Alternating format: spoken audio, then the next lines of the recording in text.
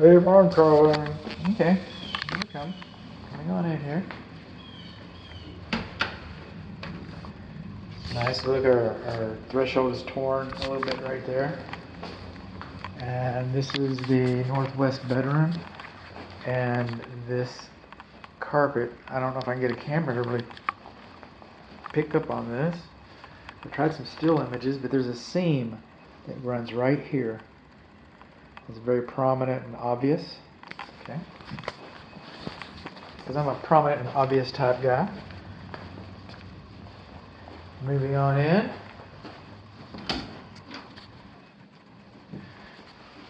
This clothes rod does not have a screw on the bottom of it. This window is very difficult to operate.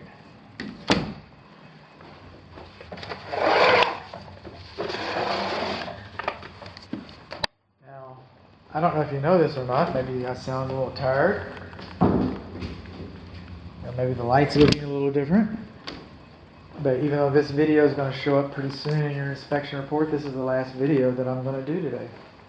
And this is the part where I like to say thank you, dear client, for your trust in your business. Those things mean the world to my family and I. So I'd just like to say thank you for that. Now, all home inspectors are required to render an opinion about the foundation. And home inspectors are not engineers. Okay, I think they should stay in their place. Although I use engineering equipment, that doesn't make me an engineer. I have guidelines. I do not calculate slope. Again, I'd rather be a good home inspector than a halfway everything. Okay, so I'm looking for no more than 1 inch of floor height elevation differential within 25 feet, and there's not there. This is just not here. I'm looking for more. That's a guideline, a warning sign. I'm looking for more than 2 inches of floor height elevation differential overall. And again, that's just not there. So we got some trees that are too close. We got a little repair right in here, a little wood repair. We got some air leaking around this door. We're missing a few screens. These windows, okay, they're original to the structure. They appear original to the structure. I've got a couple of them fogging and a bunch of them not, but you can look inside here and you can see the seals are going. The seals are getting distorted and cracking, and it's just a matter of time. It's a matter of time. You should budget for new windows. Look at these. See the crack in there? See that? So they're just about ready to start giving up the ghost. All right. Now, a countertop should not extend further out than 10 inches without reinforcement. You need a corbel or some kind of reinforcement underneath there. And of course, they didn't do that. I know this is a quartz countertop, and I'm referencing the National Marble Institute or somebody like the name just like that. And so I know it's not marble, but still, I think it's a universal requirement. Also, receptacle outlets are no longer allowed on countertop or peninsula or island walls. That's a year old. This house was built 20 years ago. When this house was built, that was fine. Then after a while, they said they couldn't be recessed more than 6 inches.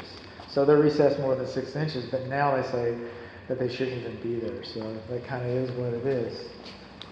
We're missing a receptacle outlet cover plate over there. I'm just kind of moving on in. Oh, and here's another thing. Because all these doors are new. Okay, so this house it's not a new house, it's an older house, but all these doors are new. They just bought these doors, right?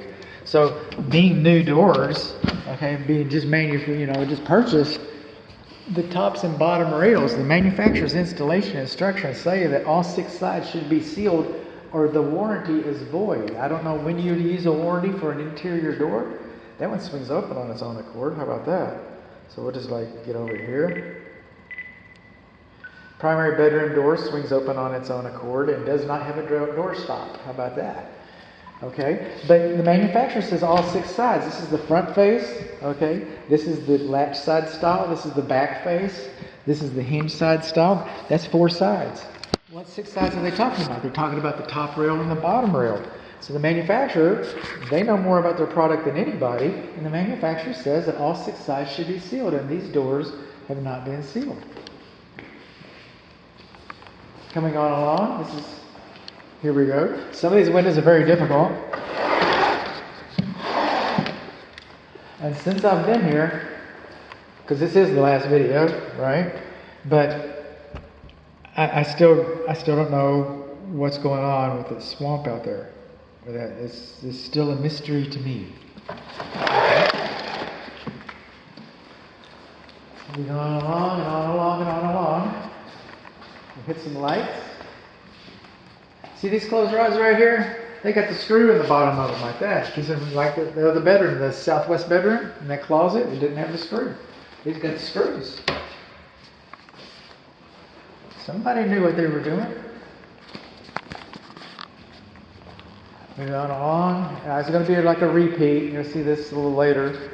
But I just got to mention that when they remodeled this house, they took the hearth extension out, or there never was one. But you got a screen that's going to protect you from sparks. But this is a gas igniter, okay? It's a natural wood burning fireplace. You're going to have wood in there, or those little Duralogs or whatever, but you're going to have stuff burning in there. And if it rolls out under this screen and rolls out onto your floor, it's going to ruin your floor. And maybe worse. I used my key. It's very hard to turn. Very hard to turn, so, but I used my key. There's not a key here for that. Okay, rolling on along. We've been in here. You got a few yucks and a few laughs from this?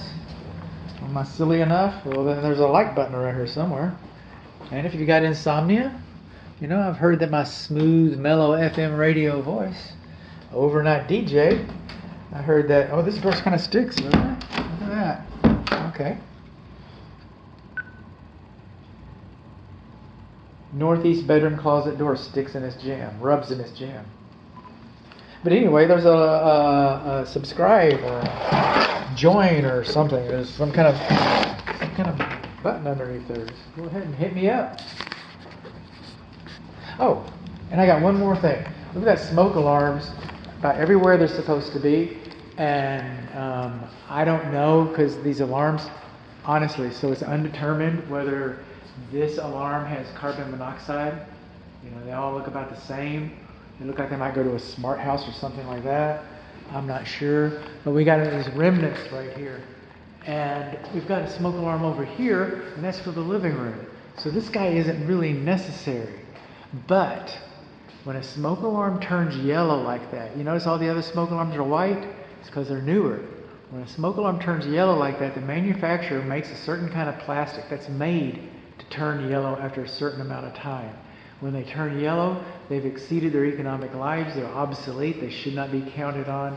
It'd be best just to remove it, and you'd have a nice smooth ceiling right there, I think. But anyway, that guy is expired.